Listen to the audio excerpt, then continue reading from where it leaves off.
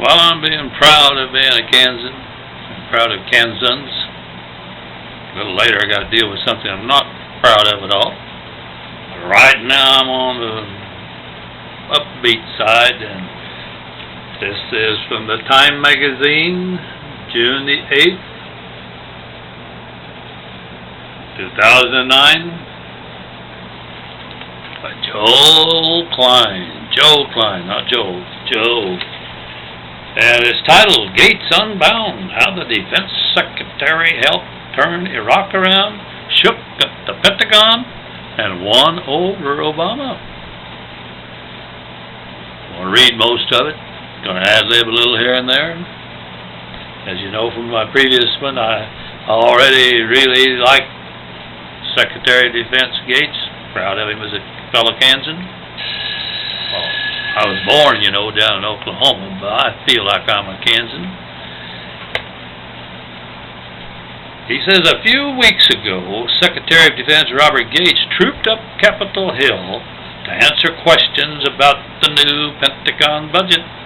This is an unseemly spectacle under the best of circumstances. Even reasonable members of Congress have been known to impretzel themselves shamelessly, attempting to defend weapons the Pentagon doesn't want or need. But, which surprise, that's my word, surprise, but which provide jobs for the constituents, and that is considered a really highly important skill of a congressman or a senator, to get jobs back for the back into the state, back for the home folks. And usually, he goes on to say, the politicians usually win when they confront the Secretary of Defense. Usually they win too. It is just too difficult for a Secretary of Defense to argue against shiny new weapons systems with subcontractors in 46 states. Even if, you know, he's saying it's hard to argue against it. Even if they are fantastically over budget and designed to counter a missile threat that the Soviets never perfected 30 years ago. Next paragraph. But this is a different year, and Gates is a different sort of defense secretary. He warned the legislators that each decision was zero-sum. And then I think he defined it. Going on, it says, any money that went to things he didn't want would come out of programs necessary to support the troops fighting in Iraq and Afghanistan. You know, we have all those slogans, support the troops, getting us to believe in the war and support it.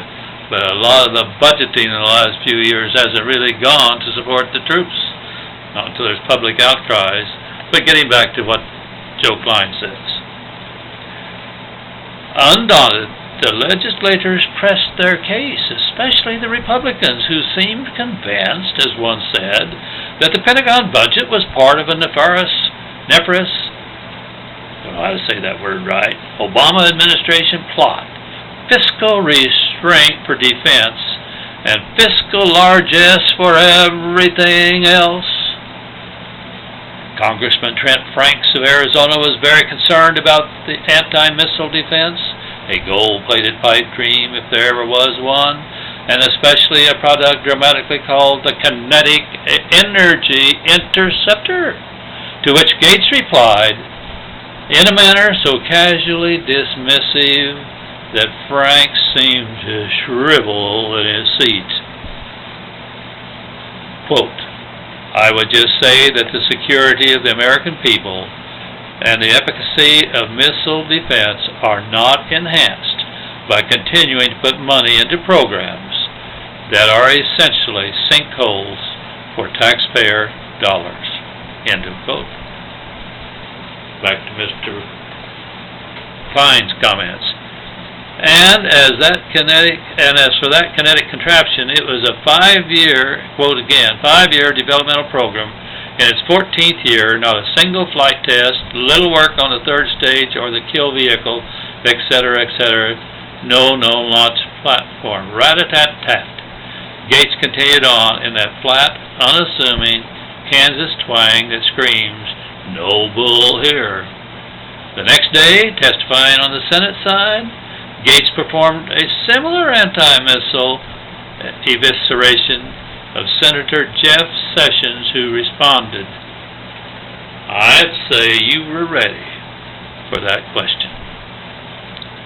Skipping now, the president, talking now about Obama, is said to love Gates' unadorned manner, much of which is attributable to the fact that in the self-prolonged twilight of his public career, Gates has emerged as that most exotic of Washington species, the bureaucrat unbound.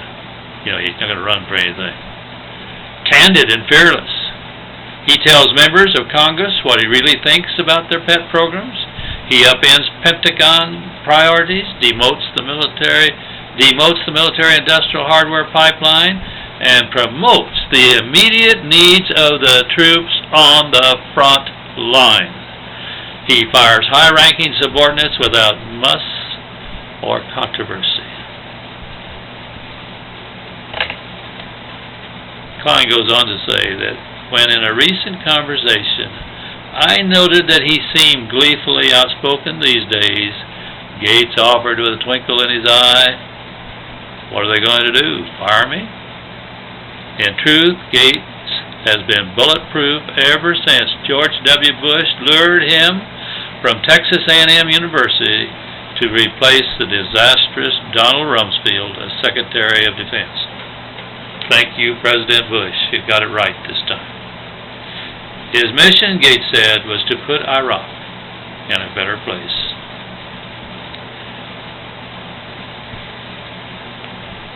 Which is a spectacular understatement. Iraq was falling apart in late 2006 and Gates found the Defense Department in paralytic denial. His nonstop effort to reform the institution, abetted by military rebels who had been cast into the outer darkness by the powers that were, is a great untold story of the war on terrorism.